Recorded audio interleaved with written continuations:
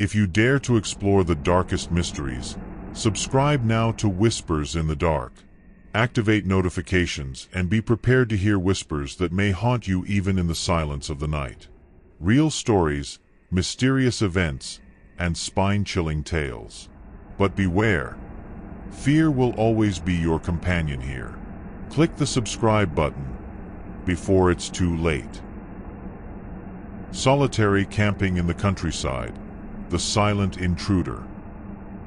It had been a long time since I'd taken a weekend just for myself, away from everything and everyone.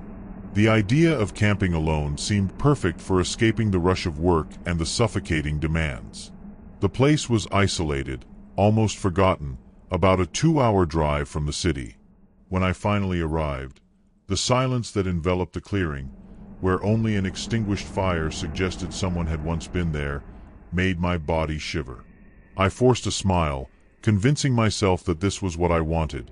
No human sounds, just the rustling of leaves and the damp smell of the forest.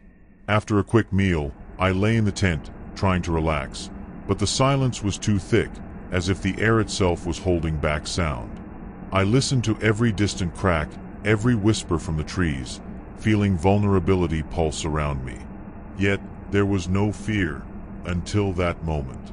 Around 2 in the morning, a soft noise woke me. Something was brushing against the fabric of the tent, like fingers testing the material, exploring it. I wanted to believe it was the wind or a branch, but the sound, it was too cautious, too deliberate. Holding my breath, I tried to ignore it, but the sound persisted. It was quiet, and each slide seemed like an attempt to remain invisible. In a flash of clarity, I thought it could be an animal. But there was something too methodical about that sound, almost human. As if someone were outside, measuring every movement, trying to open the zipper without waking whoever was inside. My only reaction was to hold my breath and close my eyes. Maybe it was a nightmare. But I knew it wasn't. Each second of silence only increased the weight of that sound. I felt my heart pounding in my chest, echoing in my ears. The flashlight next to me seemed like the only thing separating me from the darkness outside. And then, the zipper moved again, just a little more, as if the intruder had decided to be less subtle. It stopped halfway, leaving a small gap, but one that felt threatening. I waited for any movement, a sound to break that suffocating tension, but there was nothing besides the sound of my own heartbeat.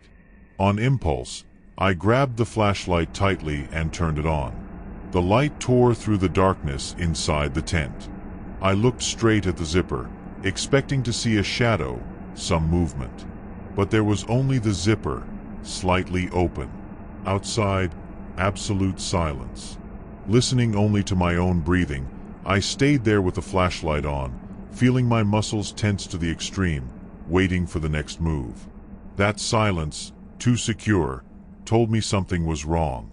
And then I heard footsteps, slow, dragging, as if whatever was outside was hesitant, heading toward the lake. My heart raced again. I was too isolated to believe it was just a coincidence. When the sound of the footsteps disappeared, I tried to convince myself it was imagination, but every cell in my body warned me that something real was there. I stayed awake, alert, until the first light of dawn filtered through the trees. When I finally left the tent, everything was calm, too calm. I walked to the lake, and my heart froze upon seeing boot prints circling my tent, followed by steps toward the water. No other mark, no other clue. The footprints simply ended there, as if whoever it was had vanished, absorbed by the lake or the very shadow. I returned to dismantle the tent, trying to control the panic. I was alone, yes, but not completely. When I finished, something caught my attention. A piece of paper stuck to the tent canvas, with crooked, almost childlike writing. I read the words with my heart in my throat. "See you soon." I had never felt such terror. I threw my things in the car and left as fast as I could. The mysterious disappearance of an older brother. I was 17 when my brother, Gabriel, disappeared. He was always the type who lived outside, exploring trails, forgotten places, always looking for a sense of freedom. I was the opposite, living in the comfort of my room, between video games and TV series. Gabriel, at 24, worked for a small company in our town, but on weekends, he would take the car and disappear down the roads, guided only by instinct. We lived near a mountain range full of trails and waterfalls, and he always had a new corner to explore. That Saturday morning, he left with his backpack, as usual, promising to be back by the end of the day. But he never returned. At first, we thought he had just lost track of time. But when it was 7 in the evening and no sign of Gabriel, my mother began pacing around the house, restless. Hours went by, and his cell phone only went to voicemail. We tried to contact his friends, but no one knew anything. The next morning, my father and I took the car and drove to the area he usually explored. We found his car parked in a clearing, the engine already cold, his backpack visible through the window, forgotten on the passenger seat. It was as if he had rushed out, leaving everything behind. On the damp ground beside the car, some disordered footprints were tangled in the mud, leading toward the trail but quickly disappearing into the dense vegetation. We followed those traces, but they faded at a point where the forest seemed to close in on itself, like a tunnel of darkened branches and heavy leaves. We called his name, first softly, then loudly, but all we heard was the echo of our own voices, swallowed by the forest's silence. There, a dark feeling took hold. The forest seemed to watch us, and each day we returned, this weight over us grew. My father and I retraced the path so many times that we knew every stone, every twisted tree. And at the same time, it was as if the forest subtly changed, reconfiguring itself to hide something. A few weeks later, while organizing Gabriel's room, I found a notebook, the trail diary he always carried with him. The last entry was dated the day he disappeared. New spot on the trail today. Old trees, carved, as if they were watching me.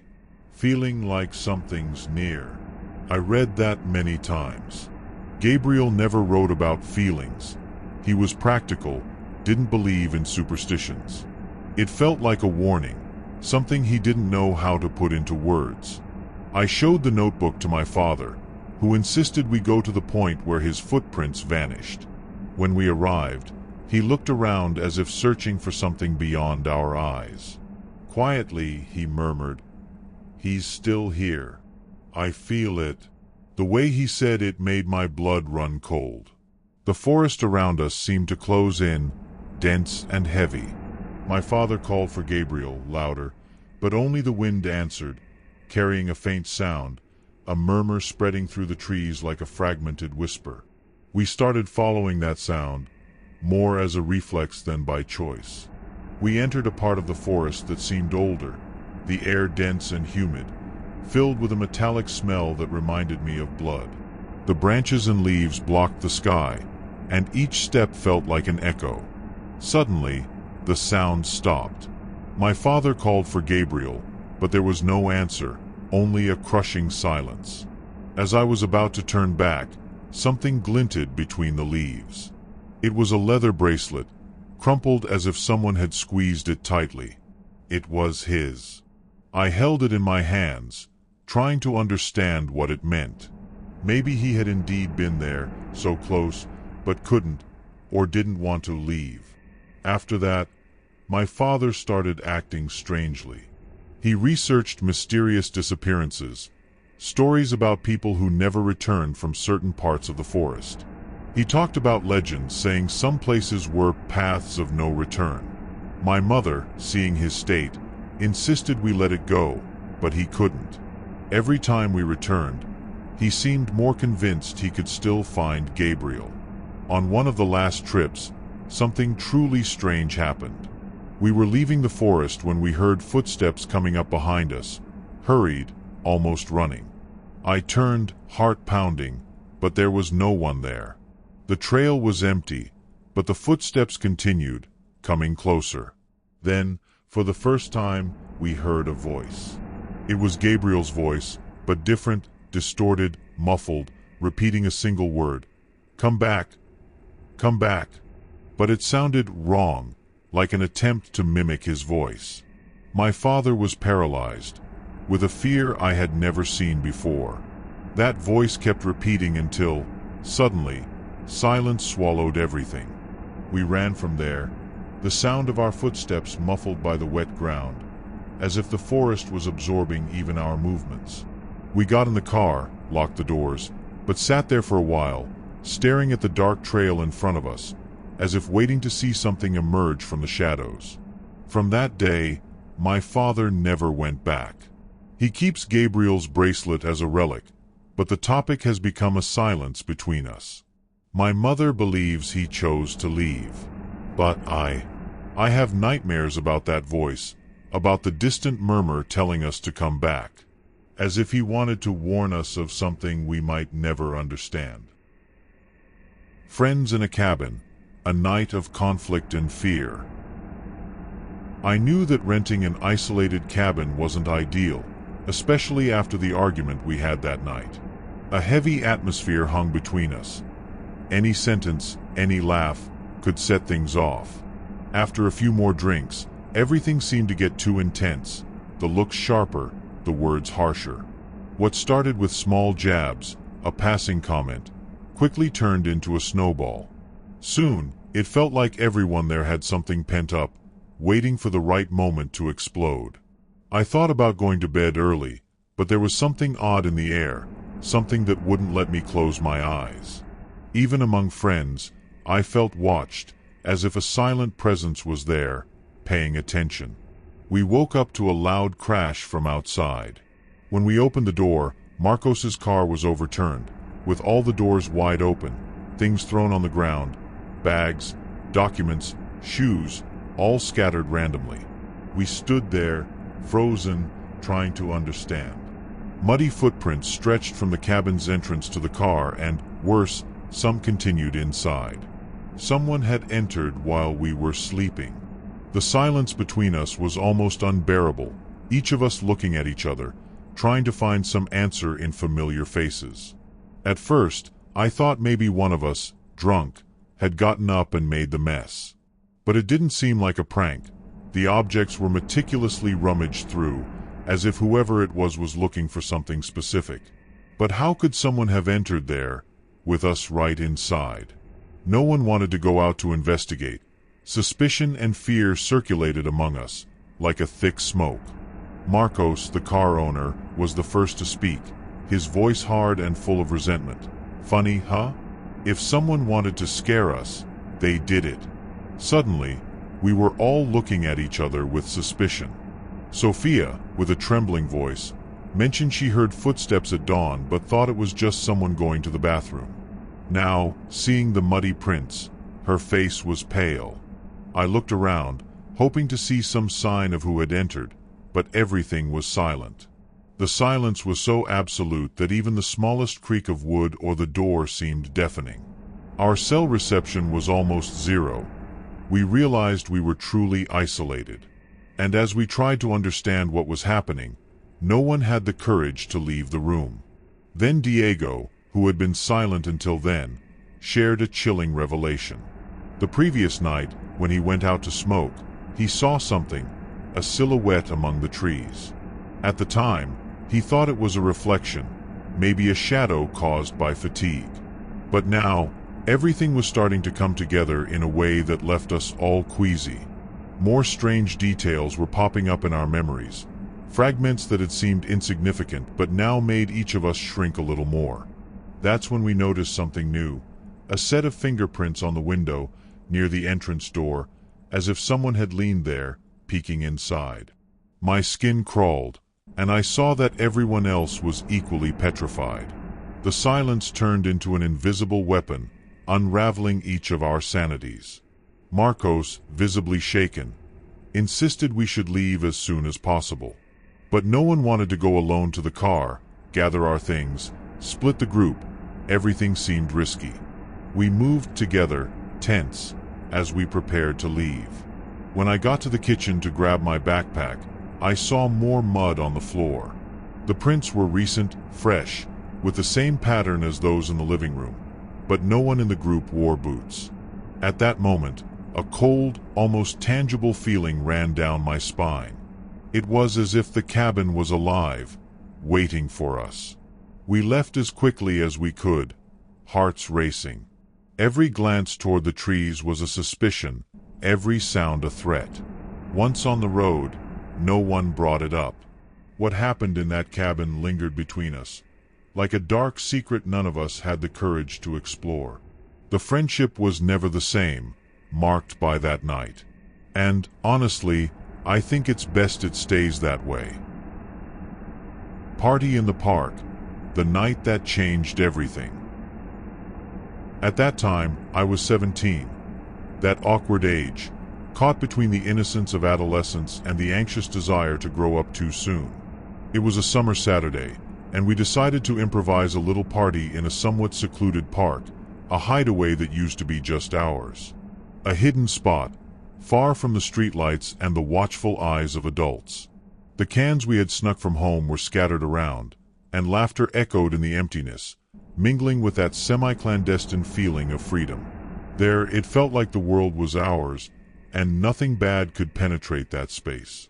Among the group, Lucas was especially lively, laughing loudly, gesturing in that exaggerated way he had. Sometimes a bit too much, enough to make us uneasy. It was past midnight, and he was visibly cheerful from the drinks, when he shouted, drawing attention. "Look what I brought." He pulled something from his backpack with a feverish excitement in his eyes. It was a gun, small and rusty, but enough to silence any laughter. The tension that emerged was instant and heavy. No one could really laugh, as if we were all trying to force a lightness that no longer existed there. And when he spun the chamber and pointed the barrel to the sky, a chill ran down my spine. It wasn't a replica. "Are you crazy, Lucas?" someone said, trying to break the ice with a nervous laugh. But his excitement only grew. He was speaking loudly, as if he were on a stage, running his finger over the trigger like someone playing with a new toy, his smile only widening. The air around grew dense, like a minefield about to explode. I took a few steps back, but he seemed too absorbed in his own performance, ignoring our looks. In a sudden move, he stepped back and pointed the gun to the ground, striking a rehearsed pose, as if it were a trick. At that moment, I realized how isolated we were. Not a soul nearby. The park, our refuge, now felt like a suffocating maze. That's when everything became a blur. The blast was so loud I felt a ringing pierce my head, as if the world had frozen. A gunshot. The ground disappeared beneath my feet, and the next scene seemed like a nightmare sequence. Pedro staggering, hand on his stomach, blood appearing slowly but spreading quickly on his shirt. I could barely breathe, each second stretching like an elastic about to snap. Panic took over. Someone screamed, another ran off into nowhere, and I stood there, frozen, unable to feel my own legs. Lucas, who had been so confident, now looked like a ghost, white as paper, repeating like a terrified child, "I didn't mean to, I didn't mean to."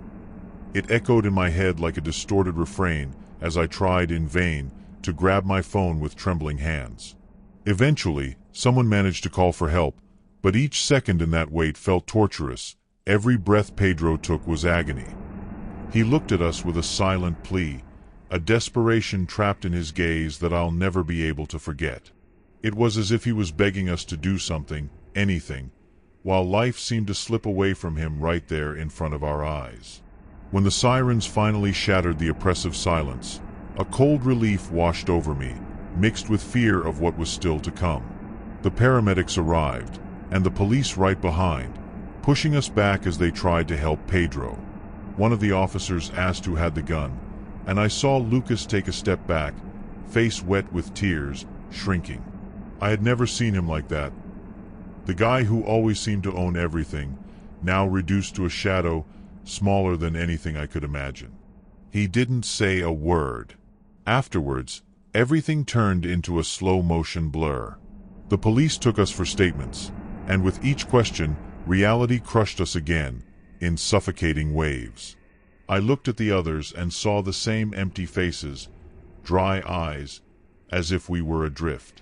Lucas was separated from us, handcuffed, head down, not even trying to explain, almost as if he didn't recognize himself. Pedro survived, but with after effects, and our group was never the same. Some drifted away, others disappeared from the places we used to go. Every attempt to meet up was uncomfortable, and when Pedro did show up, he was always silent, with a lost look that seemed to go back to that night. I never set foot in that park again, and I avoid any isolated place. Because that night, it wasn't just Pedro who was marked. Each of us carried an invisible scar, something that weighs in our memory, like a poison that none of us could ever forget. Exploration on isolated trails, the night visitor. I've always preferred the silence of the trails and the isolation of the dense forest over the city's bustle. The risk. It never bothered me, and maybe I even sought a bit of it. The unexpected, the unexplainable. So, that week, I decided to camp in an even more remote area near a small town where, I was told, the oldest locals already knew the stories of the surroundings. I prepared well, as always, tent, first aid kit, food, flashlight, everything in place. It was supposed to be just another quiet adventure, just me and the forest. The first night went by normally, with the familiar sounds of the woods, distant rustling leaves, creaking branches. But I would only understand later that something was different. Something out of place. On the second night, I suddenly woke up. The silence around me was thick, and I felt that strange sensation of being watched. I looked around, still half asleep, and quickly noticed something was off. My backpack, which I had left by the tent entrance, was now about 2 meters away, and the flashlight, which I always keep at the bottom of the backpack, was lying in the dirt beside it. It didn't make sense. I even tried to convince myself that maybe I had left something open, but I knew that wasn't it. When I stepped out of the tent, my eyes immediately caught what seemed to be a series of footprints, too small to be from an adult and too deep to be just casual steps. They circled the tent, as if something had walked around me. They were almost human-like marks, but the toes appeared twisted. Each mark pointed toward my tent, as if someone had spent too long watching, assessing every detail. My first thought was that maybe some curious person from the town had found me there. But the idea was absurd. Who would come to such an isolated area? I stared at those footprints for long minutes, and the air seemed to compress around me. I decided to turn off the flashlight and stay as still as possible, listening for any sound, any sign that I wasn't alone. But everything around me fell silent in an almost artificial, dense way. It felt as though the entire forest was holding its breath with me. In that oppressive silence, I began to hear the impossible. Steps, muffled, too light to be an animal. And every time I held my breath, the sound stopped. My nerves were on edge, and I almost convinced myself that I was hallucinating. But my body betrayed me, every muscle tense, skin tingling as if something was about to reveal itself. Time inside the tent felt distorted. The fear was so intense that I just wanted to run, but I knew the smallest noise could call whatever was lurking. When I couldn't take it anymore, I decided to leave. I packed everything as quietly as I could, trying to keep the flashlight off. Taking down the tent in the dark was unbearable, and every shadow seemed to writhe around me, ready to jump. As I walked back, the forest silence seemed to slowly ease, and finally, I heard the familiar sounds of the woods return, which should have calmed me, but instead felt like it was mocking me, as if the forest itself was casting me out. I kept walking, but the feeling of being followed only grew. I even looked back, and that's when I noticed, a few meters away, a shadow standing out, blending between the trees. It was too slender to be an animal, and it moved with a rhythm that didn't belong to anything I knew. I tried to keep my focus, but the shadow seemed to disappear whenever I looked directly at it, as if it were playing with my sight and my fear. When I finally reached the asphalt, I didn't look back. I knew that whatever I felt, whatever was following me, might still be there, just waiting, merging into the dark. Even now, I feel that that night hasn't ended. The stranger on the way back. It was the end of a cloudy afternoon, and Clara and I had just passed the long shadows of the trees. We were returning from a remote trail a friend had suggested. The place had a lookout that made the world seem small below. We spent so much time admiring the view that we lost track of time, and when night began to spread through the trees, Clara nudged me. It was best to walk faster. The idea of losing our way in that vast forest brought a strange anxiety. At first, the way back seemed calm, but there was something dense in the air, something hard to define, as if the forest around us was breathing. Gradually, a tension grew, a silence pressing against our ears as we walked. When I looked back, it was as if my eyes had seen something my body already knew. Someone was following us. He was distant, but he seemed to walk at the same pace as us, covered by a hood that almost completely concealed him. His face blended with the shadows, but there was something in his posture that made me shiver. Clara, noticing my gaze, gave a quick nod, and we quickened our steps, as if part of a silent, invisible game where he seemed to set the rules. Each time we looked back, he was there, at the exact same distance, never closer, never farther, as if he was following us with calculated precision. The sky darkened, and with it, the trees seemed to close off the path. Our eyes tried to adjust to the twilight, but with every step, the feeling of being hunted grew stronger, like a presence closing in from all sides, compressing the air. Clara whispered, hesitantly, that maybe we should confront him, but the thought was a knot in my throat. If he was dangerous, we had no way to defend ourselves. It was just us and him, farther and farther from any help.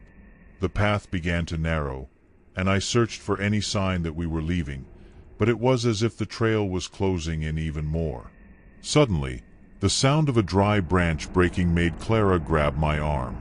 We turned in one swift motion, expecting him to be just a few meters away. But there he was, standing still, head lowered, unmoving.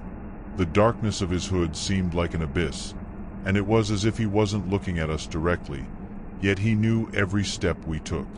Suddenly, Clara pointed to a small trail to the right, narrow and hidden by bushes. Without hesitation, we left the main path, trying to get away, but when I looked back, there he was, entering the same passage, as if he knew exactly where we were going. Panic took over completely. Now he followed us openly, an oppressive, unhurried presence that did not relent. Clara was pale, her eyes seemed frantic. I tried to stay calm, but the sound of his footsteps merged with the beating of my own heart, muffling any thought. We decided to hide. We spotted a fallen trunk in a small clearing and crouched, trying to silence even our breathing. The footsteps grew closer, increasingly distinct, until the man entered the clearing, stopping right in the center, his back turned to us. We froze, watching as he slowly turned his head from side to side, as if searching for something he already knew was there. A second later, he murmured something we couldn't understand, an almost imperceptible word that echoed like a faint reverberation. The sound paralyzed Clara. I could feel her hand trembling in mine. He turned slowly in our direction, as if he had located us. A minimal gesture that turned fear into pure instinct. I pulled Clara, and we ran. The noise of our footsteps broke the forest stillness like a scream, while his footsteps blended with ours. We ran for what felt like an eternity until we saw a strip of light and, finally, the road. We stopped on the asphalt, still gasping, and looked back. He was standing at the edge of the forest, watching us from afar, his shadow a dark mark between the trees. We stood there, motionless, waiting for some sign that he would continue, but he just turned around and disappeared, as if he had completed something only he understood. The feeling of being watched, analyzed, even from miles away, remains with me, as real as that endless forest and its hidden secrets.